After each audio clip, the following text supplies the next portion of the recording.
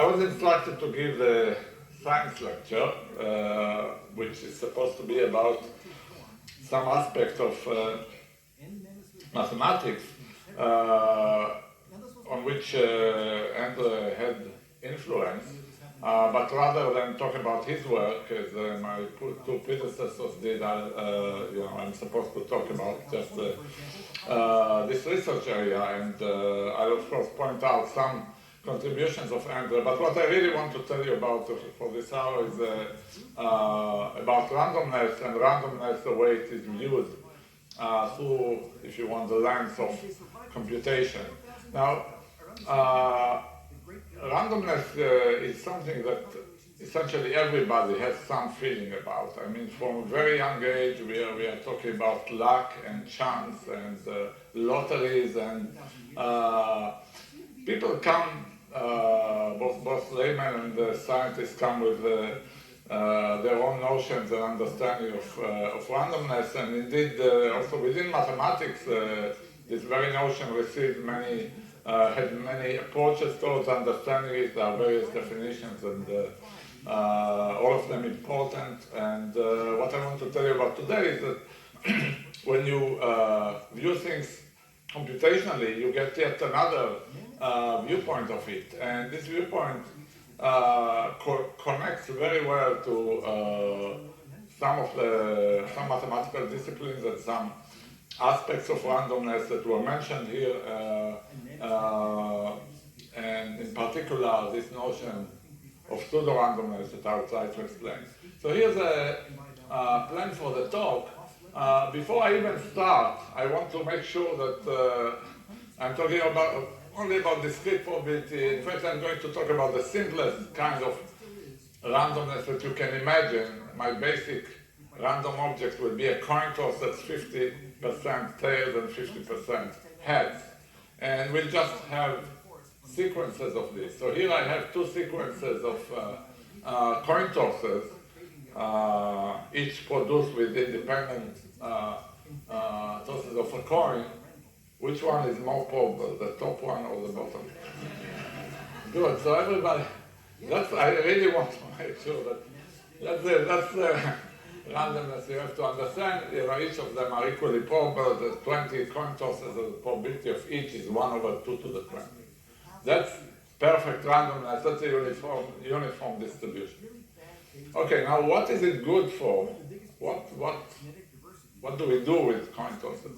Well, actually, we'll see that many examples where it's useful. We see lots of examples where it's useful. And then, we'll wonder, are all these wonderful applications of randomness real? I mean, do we really have access to such perfect randomness? Then we'll keep this question in the back of our mind and talk about pseudo-randomness. And pseudo-randomness, as you see, is a very general, broad definition, vague somewhat. It's just deterministic structures. So pseudo-random structures are deterministic, well-defined structures, which share some properties of random ones. Some properties of random. And we'll see lots of examples and sort of applications and connections to mathematics there. And at the end, we'll go back to our question and try to understand which of the applications of perfect randomness actually survive in a world in which there is no randomness at all, or maybe there is weak forms of randomness. And we'll see how this pseudo-randomness view, which will be computational, will help us understanding an answer to some answers to this question. Okay, so let me start with the power of randomness. So, and I really encourage you, and I'll remind you on every slide, to think about, where actually do we get these coin tosses in all these applications. Okay, perhaps the most amazing, I would say, and powerful and simple application of randomness that we see every day is in sampling. So, you want to know who will win the next election in the US? There are 280 million people, maybe not all of them are registered voters, but anyway, a huge number. You want to know what will happen? Well, you can go and ask everyone what they'll vote, but it's much simpler. to just pick a small sample, let's say you pick 2,000 people at random, using perfect randomness, then it turns out that the following is true. Such a sample will be perfect with very high probability. It will be with 99% probability will tell you, will predict the outcome up to plus minus of 2%. This is a remarkable theorem, the law of large numbers. And in particular, this number 2000 suffices to give you these accuracy parameters, no matter if you have 200 million or billion or trillion people. It's really independent of the population size. So that's extremely powerful, in, of course, in science, in statistics, and politics, that you are able to do that. That you are saving, you are doing a tiny amount of work and you get a highly accurate estimate. And if you had no randomness, if you were doing it deterministically and you wanted 2% accuracy here, well, you will have to ask 98% of the population, 99%. Okay, so it's a huge, very, very powerful use of randomness. I could give an hour or a whole semester course on applications. I'll try to give examples of very different applications, and each of them have many, many siblings. So this is sort of typical statistical application. Here's our question: if we don't have this perfect randomness, what do we do? Here's a very different application. So this is to efficient probabilistic algorithms. This particular problem comes from physics or chemistry. You are given a region in space. It doesn't have to be square, it can be any region. And you ask how many ways are there to tile this region with dominoes, 2x1 dominoes like here. And it can be huge. This is called the dimer problem in physics, and the reason physicists and chemists study it is to understand. It really reveals properties of nature, very basic properties like free energy in this system, phase transitions, Gibbs distributions, and so on. But it's a basic counting problem, combinatorial counting problem. Now this number is huge. If you went and tried all the possibilities of fitting the dominoes, like a long time. It turns out that randomly, so if you have a computer program that's allowed to toss coins, you can finish the task very quickly, efficiently in the size of this region. This particular results of Wrangel and Sinclair, and it will approximately count the number of tilings using a method that's sometimes called the Monte Carlo method, what von Neumann and Ulam invented for the nuclear project. Again, this will be an efficient thing, polynomial if it's n by n, or roughly if there are n sites in this region, it will finish with polynomial time in n very efficiently. If you try to do it deterministically, just without randomness, the best algorithm we'll have is not much faster than just trying all possibilities. That's the best known deterministic algorithm. Maybe there are much faster ones, but we don't know them. And again, probabilistic algorithms which do exponentially better than their deterministic counterparts, we have lots and lots of examples. This is just one.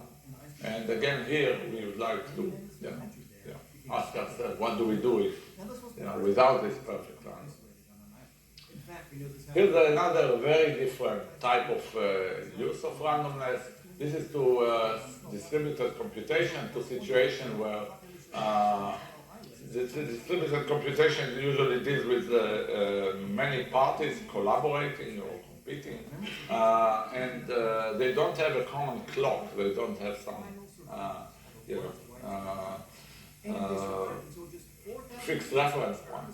In this particular example of a distributed problem, it's called the dining philosopher's problem. It's a problem of resource allocation.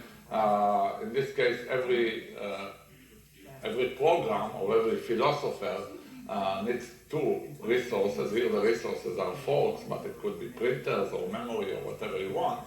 to eat the spaghetti.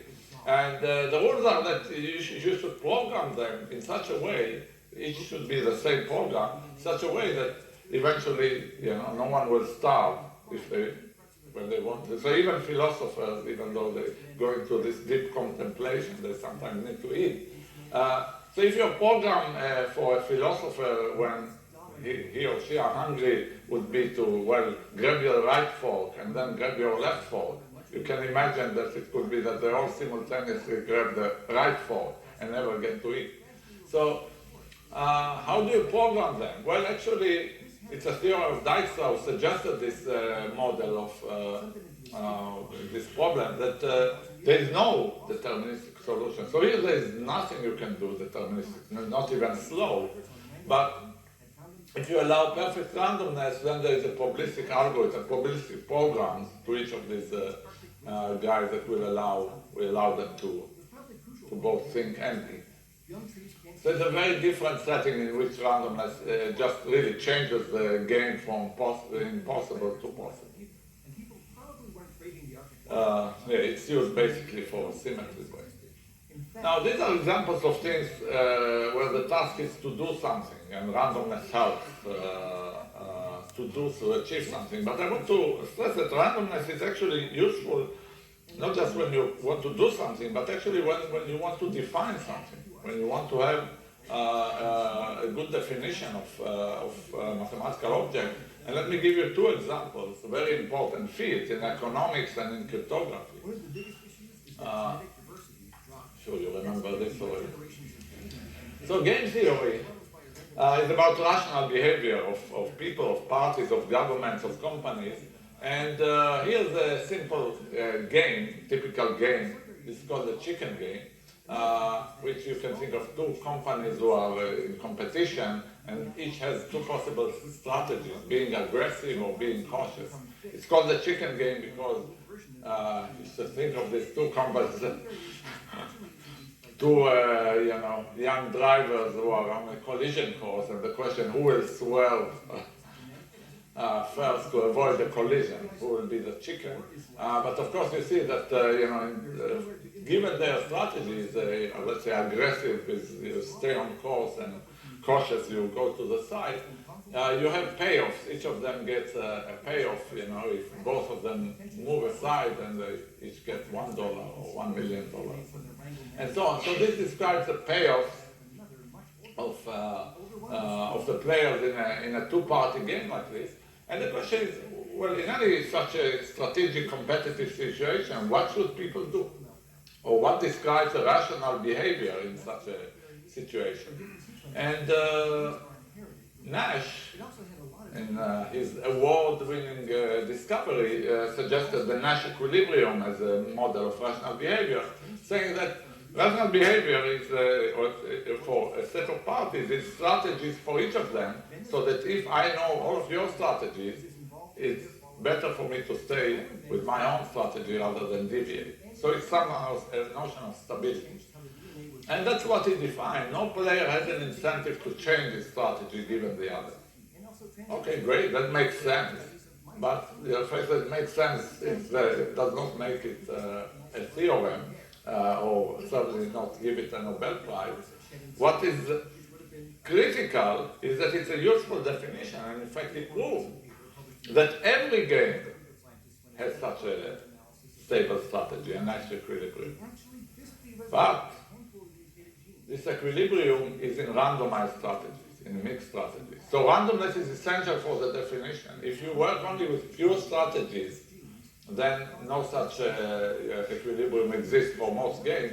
Here, the rational behavior will be for every one of these players to toss a coin with probability 3/4, be cautious, with probability 1/4, be aggressive. So randomness is essential for the definition, the very definition of this type of rational behavior. Another extremely important setting where randomness is completely indispensable is cryptography. The very notion of a secret doesn't exist without randomness. So, starting with Shannon and information theory, if I want to choose a password for my login, if you, let's say it's 9 digits, if I toss if I pick a random digit for it, then the probability you'll guess it is 1 in a billion. But if I pick this number, if I pick this password just from the names of my friends, then you'll have a better chance of guessing it. So randomness is essential for generating secrets, and that's just the beginning of a huge line of work in cryptography, and there are lots of wonderful things you can do with cryptography, and that's a subject for different talks. But in all of them, randomness is absolutely essential. And if we don't have it, what do we do? If we don't have this perfect randomness. Okay, so that's a question I want you to remember, and now we move to the next step.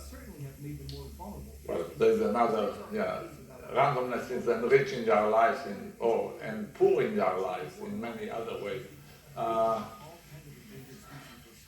Okay, so where do we get these perfect random bits? Right? When I don't know the answer to a question, I'm sure you do the same. I go to Google and I ask Google, where do you get random bits? So you type true random bits and you get a list. In fact, the list was close to 4 billion answers. And the answer actually is obvious. Where do you get random bits? You buy them. Right? There are these companies who would sell you random bits, so that's where you get them. So you actually, but you say, well, where do the companies get their random bits? So you look, you actually go into the website, and these guys get it from radioactive decay, and these guys use atmospheric noise. That's from their website, right? So these guys, these two last guys use quantum, phenomena. They measure photons and so on. So okay, say I see they get it from some physical phenomena that somewhat are unpredictable, and do something with them. They don't tell you. So how do we know that these are good, or if that's what they are using? Maybe it's not perfect randomness. Can we use it ourselves, and will we get the same guarantee? So that's it's a really important question, and in order to understand how to approach a solution to this question, I want you to focus on the next slide, because that's really the most important slide of the lecture. We want to somehow define randomness, and unlike all the definitions that existed before, computation, I'd say the major difference is that definitions, no matter how different they are, what mathematical fields were looking at them, they were objective. They simply define some phenomena to be random, or to be non-random, or to be somewhat random, the phenomena. And what I want to offer instead is a subjective definition. So let's see what I mean. So we'll do an experiment. I'm going to toss a coin, and you, I have no coin, but it doesn't matter, the coin is there. So here's the experiment. So we'll do actually 3 repetitions of the same experiment. Each time I'm going to toss a coin. I'm holding the coin in my hand now. I'm going to flip it, and as it's being flipped, you are supposed to guess whether it will, when it lands on the floor 2 seconds later, whether it will be heads or tails. Okay. So here's the question: what if we did it? What do you think are the chances you'll correctly predict the value? 50%. Okay. Yes. Good. Okay. I think that's what everybody would answer. Okay, good. So now let's change the experiment. I'm going to toss the coin again, but before I do that, I give you a laptop. You just won a laptop. So you have the laptop at your disposal, and now I'm tossing the coin. What's the chance that you'll predict correctly the value when it lands on the floor? Young trees can't stand up to winds that strong, so the storms... All right. We practiced it at least 5 times before.